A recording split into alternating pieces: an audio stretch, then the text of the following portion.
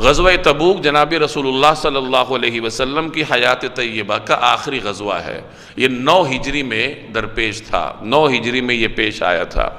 تبوک یہ عرب اور شام کی سرحد پر واقع ایک مقام کا نام ہے، جو کہ مدینہ طیبہ سے شمال کی جانب تقریباً 800 میل کے فاصلے پر واقع تھا۔ رسول اللہ صلی اللہ علیہ وسلم کی قیادت میں مسلمانوں نے 8 ہجری میں مکہ فتح کیا، اور 8 ہجری ہی میں غزوہ حنین میں بھی مسلمانوں کو اللہ تبارک و تعالی نے فتح نصیب فرمائی۔ تو اس طریقے سے جزیرہ عرب میں مسلمانوں کے خلاف جو بڑی قوتیں تھیں، چاہے وہ یہود کی ہوں یا قریش کی ہوں، اللہ جل جلالہ نے مسلمانوں کے ہاتھوں ان کو زیر کروا لیا تھا۔ 8 سال سے مسلمان جنگ کے میدان میں تھے، اور اب جا کر اللہ تبارک و تعالی نے ان کے دشمنوں کو مغلوب فرما دیا تھا، اور مسلمانوں نے سکون کا سانس لیا تھا۔ ان حالات میں اچانک خبر آتی ہے کہ روم کا جو بادشاہ ہے، قیصر روم یا ہرقل، وہ مسلمانوں کے مقابلے کے لیے ایک بڑی فوج جمع کر رہا ہے، اور اس نے اپنی سرحد پر ایک بڑی فوج جمع کی ہے۔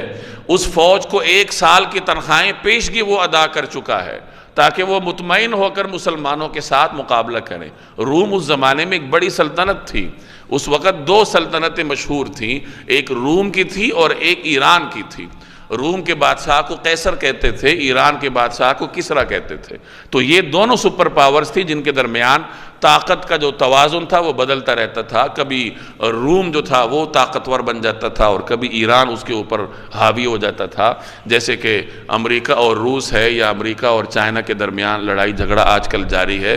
تو اسی طریقے سے اس زمانے میں یہ 2 بڑی طاقتور مملکتیں اور وہ قومیں تصور کی جاتی تھیں۔ تو یہ کہاں برداشت کر سکتے تھے کہ ہماری سرحد پر ایک نئی طاقت ابھرے مسلمانوں کے روپ میں، اور وہ پورے جزیرہ عرب کو زیر نگیں کر لے، اور کل کنا کو وہ مزید طاقت حاصل کر کے ہم پر بھی حملہ آور ہو جائے۔ تو مستقبل کے خطرے کو محسوس کرتے ہوئے قیصر روم نے افواج جمع کرنے کا حکم دیا، اور ان کو 1 سال کی تنخواہیں پیشگی ادا کی، عرب کی سرحد پر ان کو جمع کرنا شروع کیا۔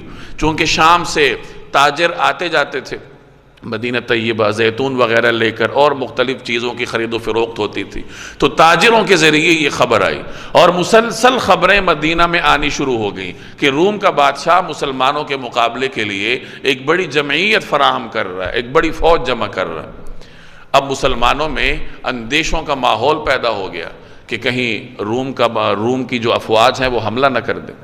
جناب رسول اللہ صلی اللہ علیہ وسلم کو اللہ تبارک و تعالی نے جہاں پیغمبرانہ میدان میں امتیازی خصوصیات سے نوازا تھا، وہاں زندگی کے ہر گوشے میں، ہر شعبے میں اللہ نے رسول اللہ صلی اللہ علیہ وسلم کو ایسے اوصاف سے نوازا تھا کہ عام انسان اس کا تصور بھی نہیں کر سکتے۔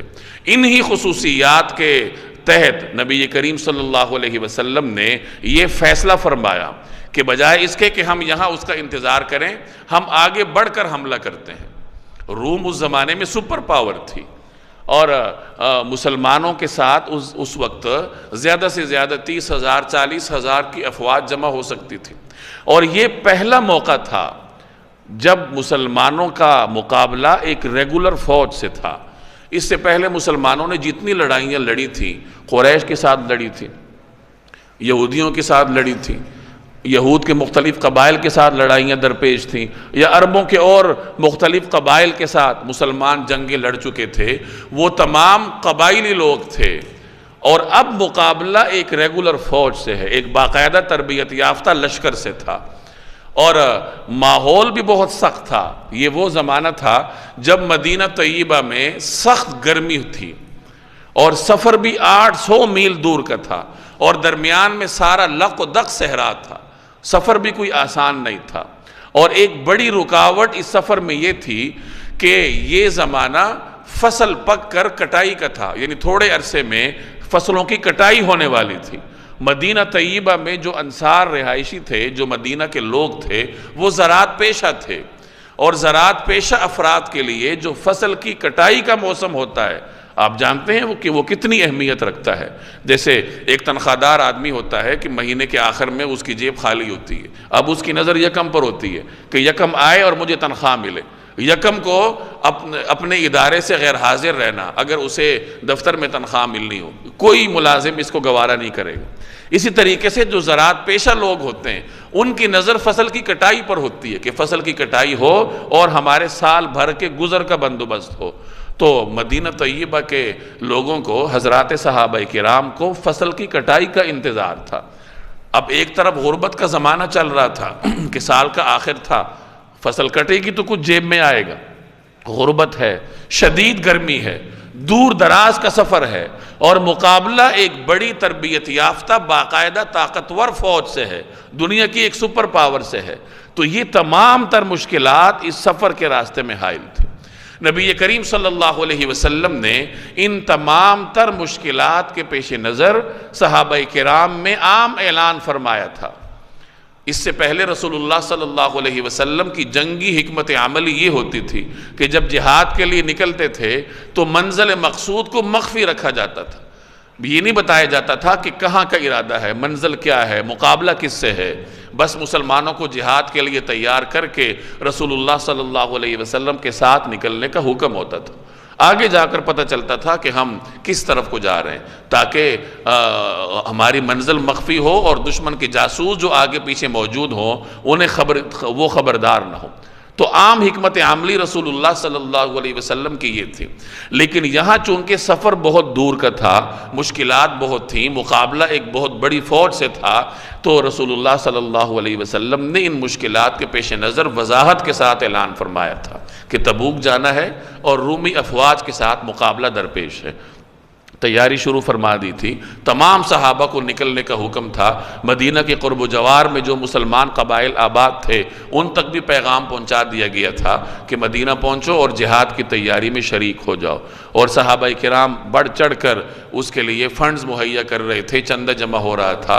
حضرت عثمان غنی نے، حضرت عبد الرحمن بن عوف نے اپنی اپنی استعداد کے مطابق بھاری چندے رسول اللہ صلی اللہ علیہ وسلم کی خدمت میں پیش کیے۔ حضرت ابو بکر صدیق نے اپنے گھر میں جھاڑو تک پھیرا، ہر چیز اٹھا کر رسول اللہ صلی اللہ علیہ وسلم کے قدموں میں نچھاور کی۔ حضرت عمر رضی اللہ تعالی عنہ اپنے گھر کا آدھا مال لے کر حاضر ہوئے۔ تو اس طریقے سے صحابہ کرام نے اپنی اپنی استطاعت کے مطابق جہاد کی تیاری کے لیے اموال جمع کی، سواریاں فراہم کی گئیں، اور صحابہ کرام نبی کریم صلی اللہ علیہ وسلم کے حکم پر آپ علیہ السلام کے ساتھ روانہ ہوئے۔ چونکہ غربت کا زمانہ تھا، سواریاں بہت کم تھیں، اس لیے 6 7 8 افراد کے لیے ایک سواری تھی، یعنی 6 لوگوں نے ایک اونٹ پر باری باری سفر کرنا ہے، اور یہ سینکڑوں میل لق و دق صحرا میں اسی طریقے سے طے کرنے۔ درمیان میں بڑی مشکلات درپیش ہوئیں، چنانچہ ایک روایت میں آتا ہے کہ ایک مرحلے پر جا کر صحابہ کرام بھوک سے پریشان ہوئے، تو رسول اللہ صلی اللہ علیہ وسلم کی خدمت میں پیش ہوئے کہ یا رسول اللہ ہمیں سواریاں ذبح کرنے کی اجازت دیں، یعنی ہمیں اونٹ ذبح کرنے کی اجازت دیں تاکہ ان کا گوشت ہم استعمال کریں اور ان کا جو روغن ہے، چربی وغیرہ، وہ ہمارے کام آئے۔ رسول اللہ صلی اللہ علیہ وسلم نے اجازت دے دی صحابہ کی مشکلات کے پیش نظر۔ تو حضرت عمر حاضر ہوئے اور عرض کی کہ یا رسول اللہ اگر سواریاں ذبح کر لیں گے تو سفر کیسے کریں گے؟ سفر کی مشکل کی وجہ سے حضرت عمر نے سواریوں کو ذبح نہ کرنے کی درخواست کی، اور ساتھ یہ درخواست کی کہ یا رسول اللہ جس کے پاس جو کچھ ہے آپ انہیں جمع کرنے کا حکم صادر فرمائیے، اور اللہ تبارک و تعالی سے برکت کی دعا کیجئے تو اللہ جل جلالہ اس میں برکت ڈال دے گا۔ یعنی حضرت عمر کی ایمانی کیفیت ملاحظہ کیجئے کہ انہیں یقین تھا کہ رسول اللہ صلی اللہ علیہ وسلم دعا فرمائیں گے تو اللہ برکت دے گا۔ نبی کریم صلی اللہ علیہ وسلم نے ان کے مشورے پہ عمل فرمایا، چنانچہ حکم ہوا کہ جس کے پاس جو کچھ ہے وہ لے آؤ۔ صحابہ کے پاس جو کچھ تھا وہ لے آئے، کوئی جو لے آیا، کوئی مکئی لے آیا، کوئی کھجور لے آیا، ایک کپڑا دسترخوان وغیرہ بچھا دیا گیا اور اس پر وہ ساری چیزیں لا کر جمع کر دی گئیں، اناج کا، غذا کا ایک ڈھیر لگ گیا۔ رسول اللہ صلی اللہ علیہ وسلم نے اس پر برکت کی دعا فرمائی اور پھر صحابہ سے فرمایا کہ آؤ اور اپنا اپنا حصہ لیتے جاؤ۔ چنانچہ صحابہ آتے گئے، اپنا اپنا حصہ لیتے گئے۔ تمام صحابہ نے سیر ہو کر اپنے لیے کافی مقدار میں غذا بھی حاصل کی، اور اس کے باوجود بھی وہ کھانا، اناج اور غذا جو تھی وہ بچ گئی تھی۔ یہ اللہ تبارک و تعالیٰ نے اس سفر میں صحابہ کرام کو ایک نشانی دکھائی نبی کریم صلی اللہ علیہ وسلم کے معجزے کی صورت میں۔